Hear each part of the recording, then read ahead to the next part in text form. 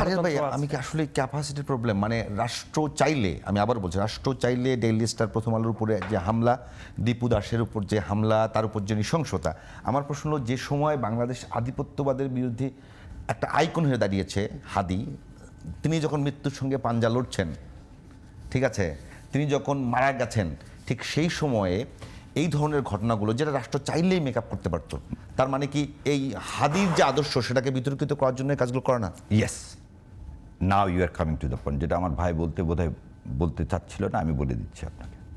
সায়েরের গত 3 দিনের কাজ দেখছেন, যে জানা যায় মানুষ যাতে না যায় সেজন্য সে যে দেখেন, সে এই পর্যন্ত চলে গেল যে ওখানে জানা যায় বেশি লোক গেলে বিপ্লবী সরকার গঠন হয়ে যাবে। শোনেন ভাই, নুরুল কবিরকে হেনস্থা করছে, এটা রাষ্ট্রের ব্যর্থতা, তাকে নিরাপত্তা দেওয়া। তার চেয়ে বড় ব্যর্থতা আপনার সামনে হাজির, সেটা হচ্ছে আমার শহীদ আব্দুল হাদী।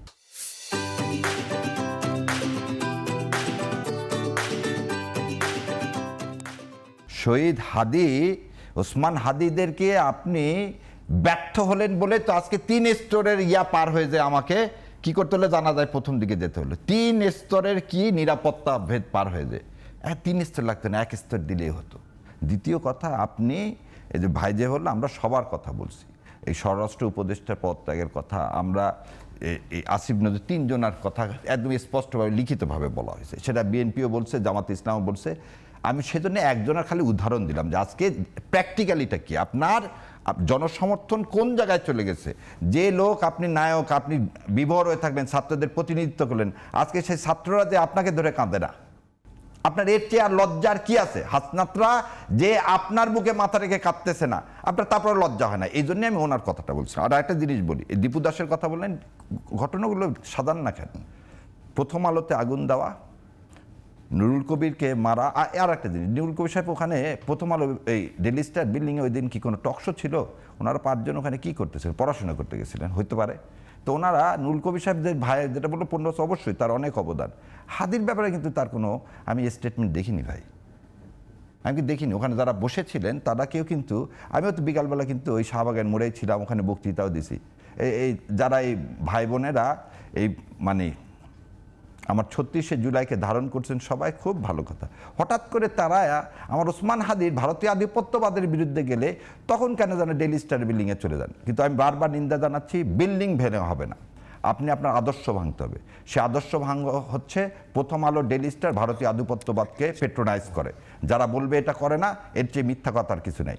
অতএব আপনি নিয়েন না, আপনি কাল থেকে প্রথম আলো না বন্ধ করেন। আমি শেষ করে দিই, নুরুল কবির সাহেব কি করছিলেন, আমি শেষ করি, এটা বলতে একটু ব্যাখ্যার জন্য আমার কথাটা আমি শেষ করি, তারপর আপনি তো আপনার কথা বলতেছেন। এখানে নুরুল কবির সাহেবের 15 বছরের অবদান নিয়ে তো কেউ কোনো কথা বলতেছে না।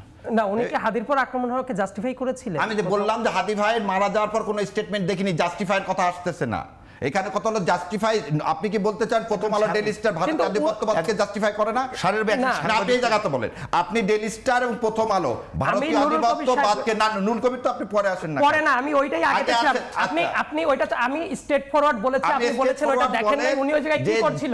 না, নুরুল কবির সাহেব ওই জায়গায় কি করছিলেন, দ্যাট ইজ নট ম্যাটেরিয়ালিস্টিক। আপনার কাছে হতে পারে, আমার কাছে না, ওইটা আপনি আক্রমণ করেছেন, আপনি কি করছেন, এটা উচিত না ভাই, এটা উচিত না ভাই, উনি যে কি করছিলেন এটা না। আরে ভাইরে, আমার কথাটা হলো যে বিল্ডিং ভাঙেন না, আদর্শ ভাঙেন। আপনাকে বলতেছি, ঘরে ঘরে আপনারা ডেইলি স্টার প্রথম আলো নিয়েন না। ডেইলি স্টার প্রথম আলোর যাতে রেজিস্ট্রেশন বাতিল হয় সেই অ্যাপ্লিকেশন করেন, বর্জন করেন ভারতীয় প্রোডাক্টের মতো ডেইলি স্টার আর প্রথম আলোকে, ওখানে আপনারা যান না। কিন্তু কিন্তু এই কথাটাই বলতে চাচ্ছিলাম, কেন যে এইগুলো জিনিসকে সায়েরের স্টেটমেন্ট, বিএনপির স্টেটমেন্ট, তারপর বিএনপি তুলে নিল সেই স্টেটমেন্ট, ভালো কথা। দীপু দাস এবং এই নুরুল কবির, এগুলো কি সব আমার হাদির আদর্শকে সাপ্রেস করার জন্য করা হয়নি? আমি যদি এই কথা বলি তাহলে উত্তর দিবেন কি? কে এই কাজগুলো একই সুতায় গাঁথা তো, মালা একই জায়গায়, হাদির আদর্শকে সরকারকে কে গঠন করছে? আমরাই করছি। তাহলে এখন আমাদের ব্যর্থতা, অতএব সরকারের এই যে আমরা সবাই বলতেছি, ওনারা কানে তুলা দিয়ে বসে আছেন। ধন্যবাদ। আমাদের সময় একেবারে শেষ।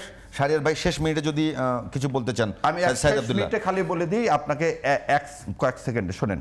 হাদির রক্তের দাগ এখনো মোছেনি, এখনই আমাদের মধ্যে বিতর্ক করা যাবে না, ঐক্য হতে হবে, ঐক্য না হলে নির্বাচন। সাইদ আব্দুল্লাহ যদি কিছু বলতে চান একদম শেষ মিনিটে।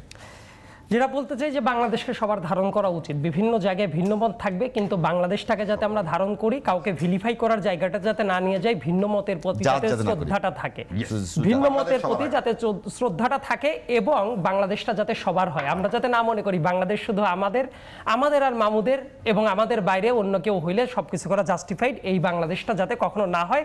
That's all.